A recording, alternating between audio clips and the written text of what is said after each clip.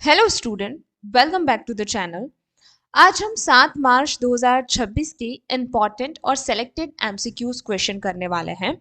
अगर आप लोग कंपटीशन एग्जाम की प्रिपरेशन कर रहे हैं तो डेली बेसिस पे करंट अफेयर आपके लिए बहुत इंपॉर्टेंट हो जाता है। अपने एग्जाम की प्रिपरेशन के लिए अगर आप डेली बेसिस पे करंट अफेयर कवर करना चाहते हैं तो आप हमारे चैनल को सब्सक्राइब कर सकते हैं, फॉलो कर सकते हैं।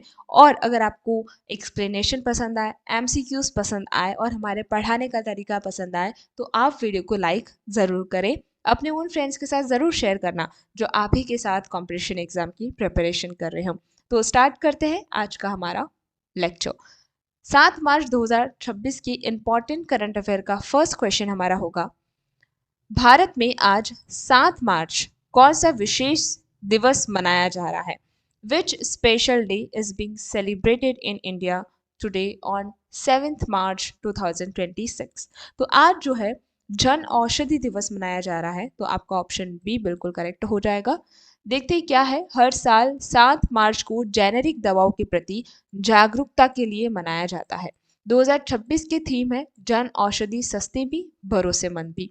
इसे प्रधानमंत्री भारतीय जन औषधि परियोजना के तहत मनाया जाता है। सरकार का लक्ष्य 2026 तक देश में 25,000 केंद्र खोलने का है। जेनेरिक दवाएं ब्रांडेड दवाओं के मुकाबले 50% से 90% तक सस्ती होती हैं। नेक्स्ट क्वेश्चन नंबर सेकेंड है, हाल ही में ज्ञानेश कुमार को किस पद पर नियुक्त किया गया? Gyanesh Kumar has been recently appointed to which post? तो उन्हें हाल ही में मुख्य चुनाव आयुक्त यानी चीफ इलेक्शनल कमिश्नर के रूप में अपॉइंट किया गया है। तो ऑप्शन बी यहाँ पर आपका करेक्ट हो जाता है।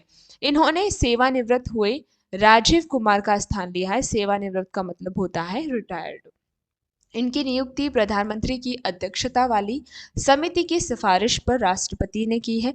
चीफ इलेक्शन कमीशन का कार्यकाल जो है वो 6 वर्ष या 65 वर्ष की आयु तक होता है। चुनाव आयोग एक संवैधानिक निकाय है, यानी ये कॉन्स्टिट्यूशनल का एक हिस्सा है। इनका मुख्य कार्य जो है 2026 की विधानसभा और अन्य चुनावों का प्रबंधन करना होगा।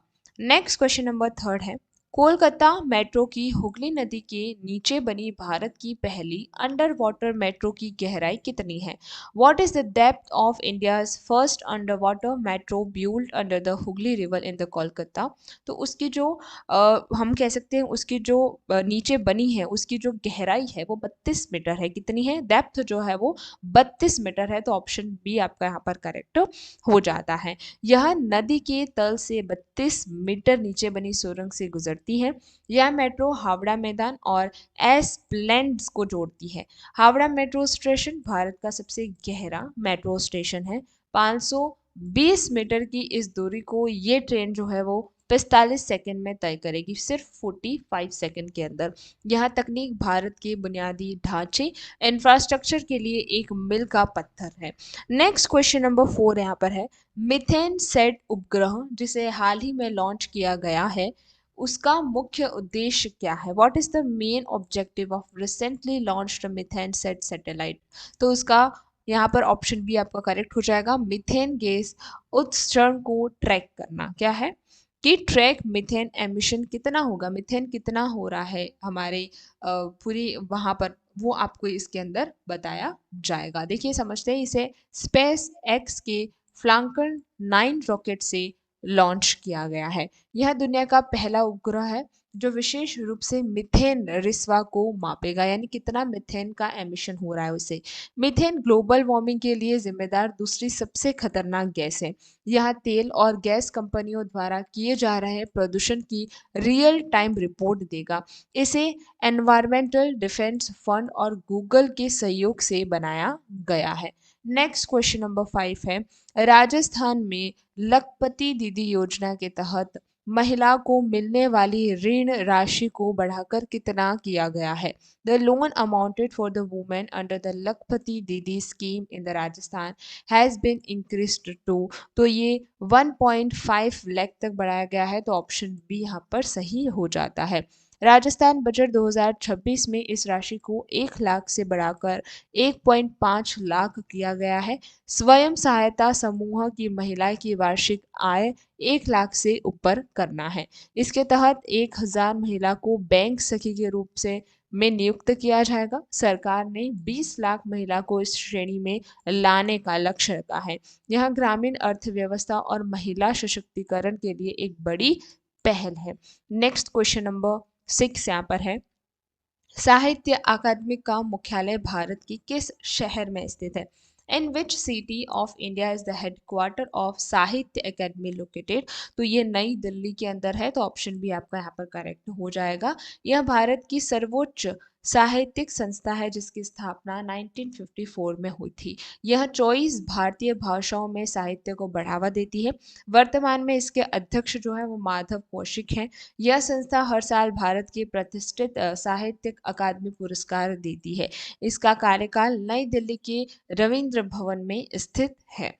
नेक्स्ट क्वेश्चन नंबर 7 है, हाल ही में आईसीसी T20 विश्व कप 2026 का फाइनल किन दो देशों के बीच तय हुआ है? Between which two countries has the ICC T20 world cup 2020 final has been fixed?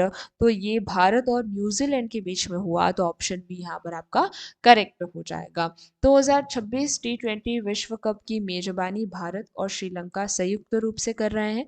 Bharat ने सेमीफाइनल में रोमांचक जीत दर्ज कर फाइनल में जगह बनाई। यह टूर्नामेंट क्रिकेट के सबसे छोटे प्रारूप का सबसे बड़ा आयोजन है।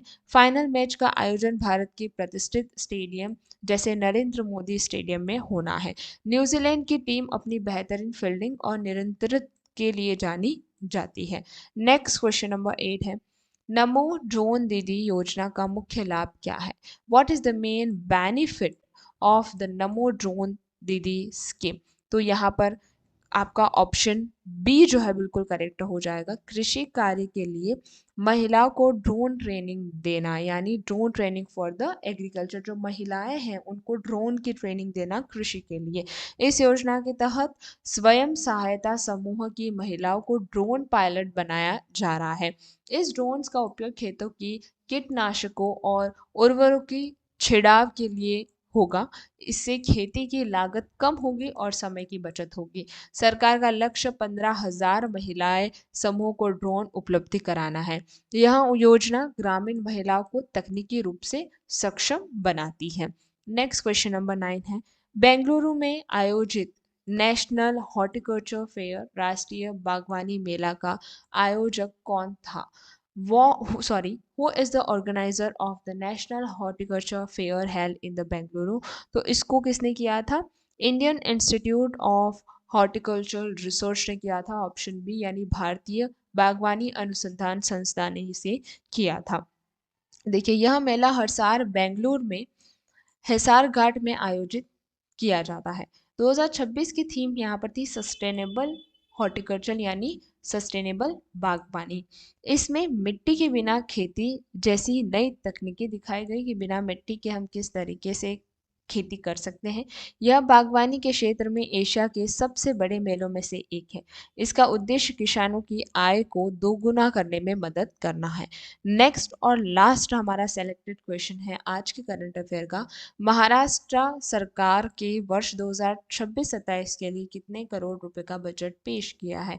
How money crore rupees budget has been Maharashtra government presented for 2026-7 के लिए, उन्होंने 27 के लिए किया है। तो यहाँ पर आपका ऑप्शन सी बिल्कुल सही हो जाएगा।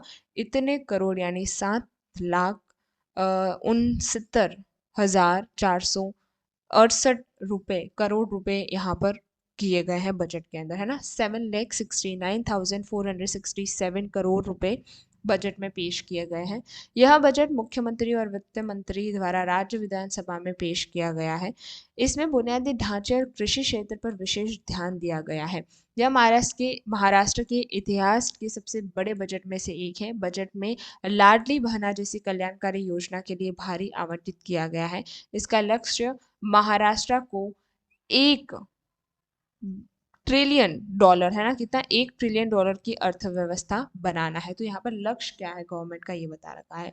तो आज हमने 7 मार्च 2026 की इंपॉर्टेंट करंट अफेयर को पढ़ा है इस लेक्चर में। आई होप आपको क्वेश्चंस के साथ में एक्सप्लेनेशन पसंद आया होगा और यहाँ से सीधे सीधे क्वेश्चंस उठ सकते हैं, तो ये आपके लिए बहुत ही इंपॉर्टेंट है। Thank you very much for today.